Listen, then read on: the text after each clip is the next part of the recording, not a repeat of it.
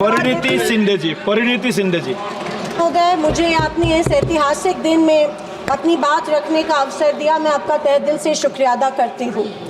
मैं उस राज्य से हूँ जहाँ संत ज्ञानेश्वर, संत तुकाराम और संत रोहिदास जैसे अनेक संतों ने समाज को प्रेम और सद्भावना दी। दूसरी तरफ शिवाजी महाराज, संभाजी महाराज और शाहू महाराज जैसे शूर वीरों ने अपनी दूरदृष्टि से सामाजिक एकता और न्याय संगत समाज प्रणाली की स्थापना की। मैं उस महाराष्ट्र की पुत्री हूँ जहाँ महिलाओं के अधिकार सुनिश्चित करने हेतु अनेक आंदोलन द्वारा महात्मा ज्योतिबा फुले, क्रांति ज्योति सावित्रीबाई फुले जैसे समाज सुधारकों ने समाज को एक नई दिशा दी। मैं उस महाराष्ट्र की बेटी हूँ जहाँ के महान सुपुत्र डॉक्टर बाबा साहेब अम्बेडकर जी ने इस देश को संविधान के रूप में एक सशक्त और न्याय संगत लोकतांत्रिक मूलाधार प्रदान किया। पर आज उसी महाराष्ट्र में बीजेपी के सरकार के शपथ विधि के बिल्कुल 5 दिन बाद उसी संविधान की प्रत की विटंबना की जाती है। मैं इस बात का निषेध करती हूँ। परभणी जिले में संविधान के प्रत की विटंबना की गई। संविधान के हीरक महोत्सव के उपलक्ष्य में जब मेरे विचार रखने का मौका मुझे मिला तो मैं ये ज़रूर कहूँगी कि संविधान सिर्फ एक किताब या नियमों की एक संगति सूची नहीं है, बल्कि मेरी जान है संविधान, मेरी पहचान है संविधान और इस देश की आत्मा है संविधान।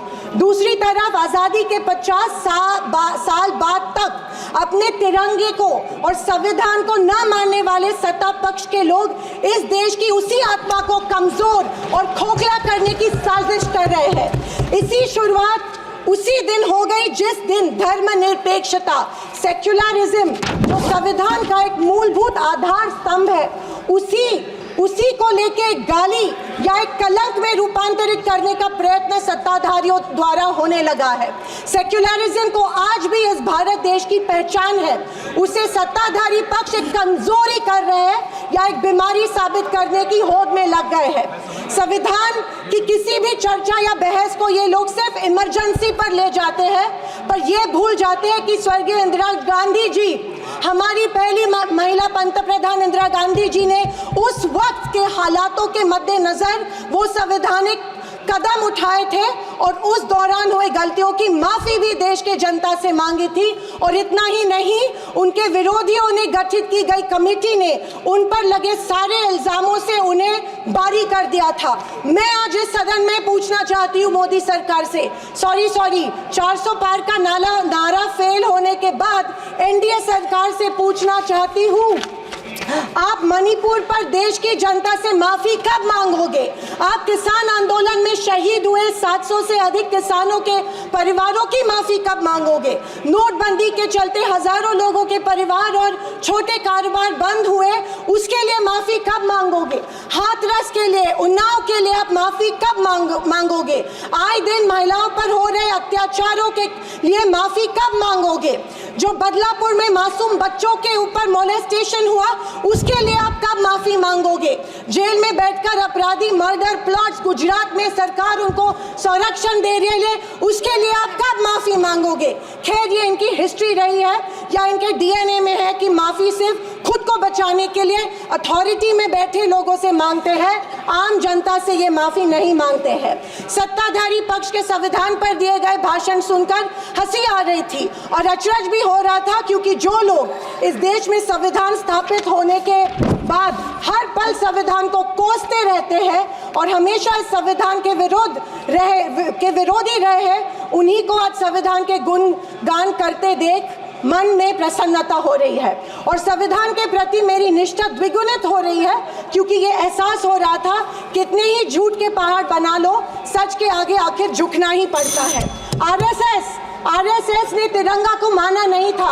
उन्होंने कहा था कि 3 अंक अशुभ होता है, तो क्या ब्रह्मा विष्णु महेश अशुभ है? जो हम 3 रेखाएं माथे पे लिखते हैं वो अशुभ है? क्या त्रिशूल अशुभ है? ये मैं इन्हें पूछना चाहती हूँ।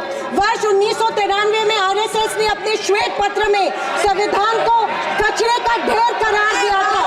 क्या ये तिरंगे के खिलाफ नहीं है? तत्कालीन आरएसएस प्रमुख ने उस टाइम संविधान को धन्यवाद। बदलने की मांग की आदरणीय थी। सदस्य, धन्यवाद। प्लीज आरएसएस महिलाओं Please को conclude. हमेशा पुरुषों से कमजोर समझती है। आरएसएस हमेशा महिलाओं को पुरुषों से कमजोर समझती है। ये अफसोस होता है कि प्रधानमंत्री जी उनके ट्विटर हैंडल फॉलो करते हैं जो महिलाओं को गंदी गंदी गालियां देते हैं। इस बात का अफसोस होता है कि प्रधानमंत्री हमारे देश के माननीय सदस्य, प्रधानमंत्री please ये conclude. करते हैं। Please conclude. जनवरी 26, 2001 में इन्होंने तिरंगा माना और इतने सालों बाद तिरंगे को नागपुर में होस्ट किया। अध्यक्ष महोदय, मैं 2024 के लोकसभा इलेक्शन के बाद इन्हें एहसास हुआ कि संविधान को ज्यादा छेड़ेंगे तो सत्ता हाथ से निकल सकती है, इसीलिए अचानक संविधान के प्रति इनको प्यार उमड़ने लगा। अध्यक्ष महोदय, विशेष रूप से राजनाथ सिंह जी ने, मैं उनका सम्मान करती हूँ, बयान में जाने अनजाने आजादी के बाद से लेकर 2014 तक सारी कांग्रेस सरकारों को ऐसे सर्टिफिकेट दे दिया जिसे कोई झुठला नहीं सकता। उनके मुताबिक संविधान की बदौलत एक गरीब का बच्चा प्रधानमंत्री बना, लेकिन उसकी नींव सर 2 मिनट सर प्लीज। मैं आखिर में यही कहना चाहती हूँ, मैं भारत का, मैं कुछ पंक्तियां कहना चाहती हूँ। मैं भारत का संविधान हूँ, लाल किले से। अध्यक्ष महोदय,